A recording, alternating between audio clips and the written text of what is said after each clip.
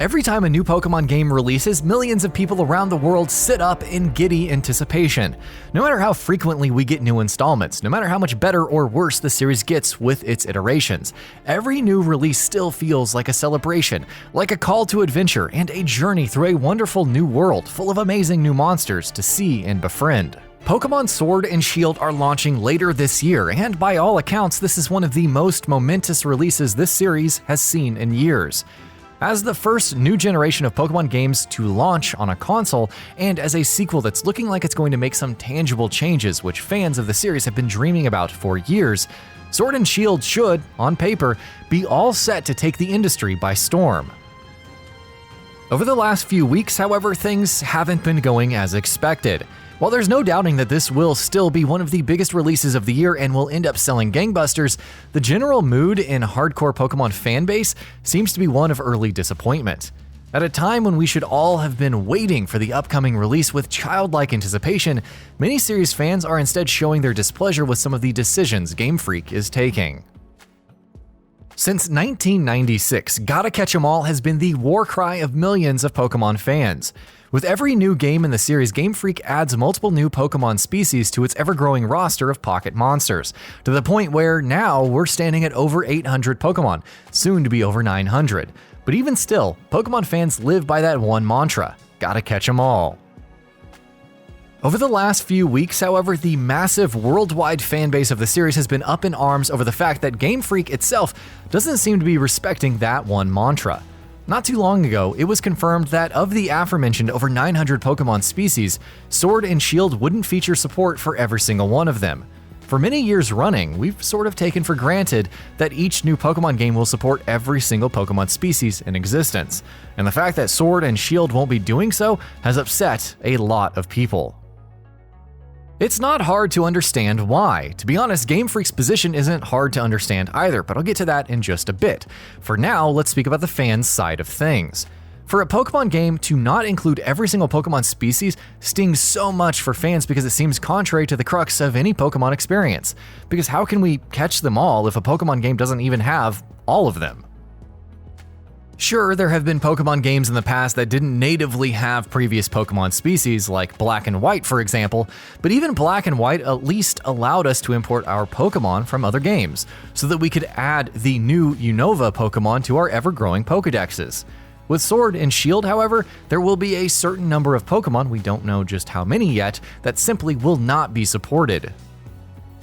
For fans, not only does that seem to go against the core conceit of the series, it also seems like it's disrespecting all of the effort they've put in over the years trying to build their Pokedexes, catching all of the new Pokemon and transferring the old ones forward from game to game, from year to year, to amass a roster that represents years of progress with the series.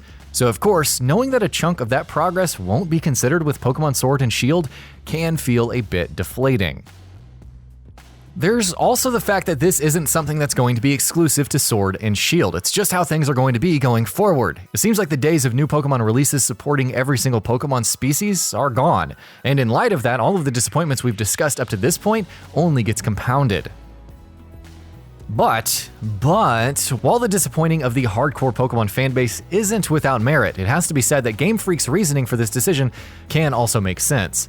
The reason Sword and Shield's Pokedex will be essentially incomplete is that there are just too many Pokemon now. Counting the over 800 Pokemon that already exist, plus the new ones that will be added in Galar, plus all of the different forms and variations that multiple Pokemon have, the developers say that there are now over 1,000 Pokemon. That's over 1,000 separate characters, essentially, that they have to program, code, and animate, not to mention the fact that they need to be balanced so that the core gameplay in the competitive multiplayer scene doesn't break. Game Freak have said very plainly that all of it has become a bit too hard to manage, which is totally understandable.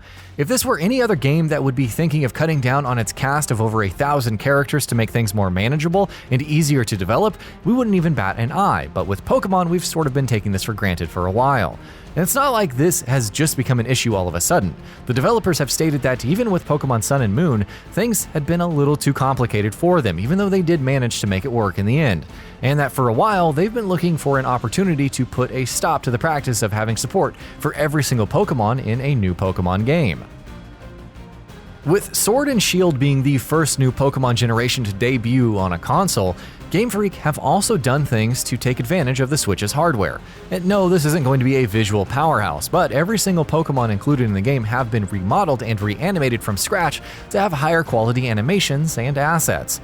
Doing all of that for the number of Pokemon we have right now is no easy task, especially not when, they have the entire rest of the game to make as well.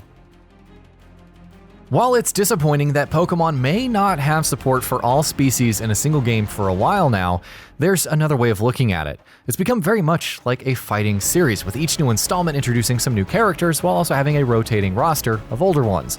You wouldn't expect a sequel in a fighting franchise to have every single character the series has ever had, unless that sequel is made by Masahiro Sakurai, of course. I mean, you wouldn't expect to see that in Mortal Kombat 12, would you? Sure, Mortal Kombat, though, has never told us to fight them all or perform fatalities on them all, but Mortal Kombat also doesn't have over 900 characters. The question that Game Freak, the Pokemon Company, and Nintendo will be most concerned with right now is this going to affect sales for Pokemon Sword and Shield? And in all likelihood, no. For starters, the vast majority of the people who will be buying Sword and Shield won't even care about the whole Pokédex controversy. Dedicated veteran series fans or people that have that kind of time on their hand will be pissed that they can't catch them all anymore, but the bulk of the player base won't be playing the games to do just that. They'll be looking to play through a 30-hour-long Pokemon adventure in a new region with new Pokemon, and that's probably it. Could this controversy or mini-controversy affect sales in the long term? Well, maybe, but that ultimately depends not on this but on the game itself. If Pokemon Sword and Shield turns out to be an absolutely excellent new addition to the series, and if its wild area and its max raid battles and all of the new things it's attempting are implemented properly, after all is said and done, people will find it much easier to get over its lacking Pokédex. We might be looking back at this as nothing but a momentary moment of outrage over something that ultimately mattered very little. Conversely, if Sword and Shield doesn't hit the ball out of the park, if they're disappointing entries that don't live up to their promise, and maybe even if they're more Pokemon but on console, the Pokédex controversy might take on a new form entirely. If players don't have something special to latch onto, issues with the game will become that much more glaring. And while for a series as massive as Pokemon, that likely won't affect launch sales, because remember when Sun and Moon sold 10 million on the day of release. In the long term, that hypothetical sour reception and poor word of mouth might have a detrimental impact on sales. So what it all boils down to is this. Pokemon Sword and Shield needs to be really good. I mean, sure, they needed it to be really good anyways, especially since this is Pokemon's console debut. And sure, Game Freak's position and the difficulties they would face if they attempted to rectify this issue are understandable. But if Pokemon Sword and Shield aren't excellent new entries in this long-running franchise, people might not be so willing to overlook Game Freak's errors anymore. And that about does it for this video. If you enjoyed what you watched and want to see more from GamingBolt, you can always hit that subscribe button and turn on the bell icon next to it. That way you will never miss any of our videos.